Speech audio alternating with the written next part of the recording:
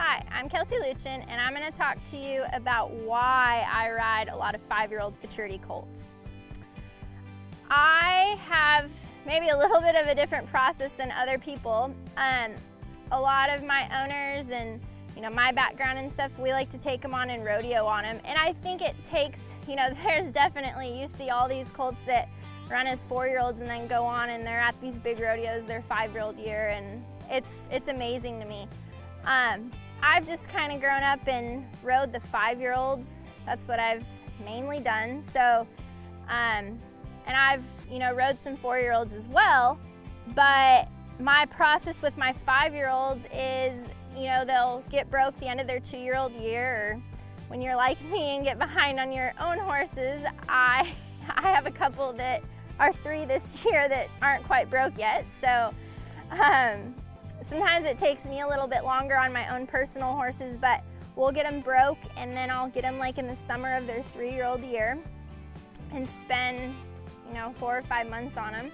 And then when I get busy, like in the winter and the spring with, all the new Futurities coming up, I will turn them out, or, they can go back home and sit in the pasture for a while.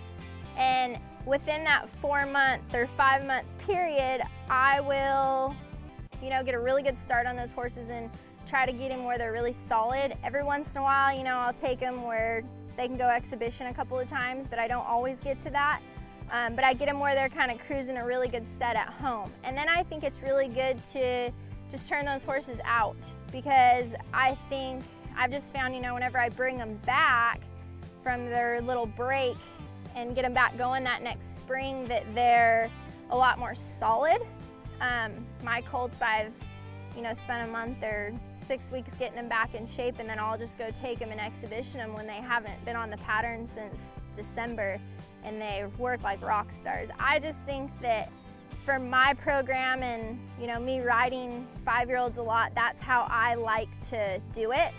But then when I get a 4-year-old, I think you just, I can't really give them that break that I like to give them, which is fine. Like I said, I've grown up just riding more of the 5-year-olds, so that's where I'm more in tune. This mare, I bought her off the track as a 2-year-old. She's my own personal horse. And I turned her out for a while just to get all the racetrack stuff out of her, and I sent her to a guy, and he rode her for about 90 days, and I got her started on the barrel pattern. She was a pretty hot mare. So when I turned her out, her 3-year-old, or the end of her 3-year-old year, she was just kind of high-loping the pattern, but I had to keep her really correct. But when I turned her out and brought her back in, she was super laid back and just easy going, and it was just like a piece of cake for her to start back. I think she could have gone as a 4-year-old, and I think there's a lot of them that I ride that probably could go as 4-year-olds. I just am like slow. And it's always a big goal for those horses to be able to go on and make rodeo horses afterwards too.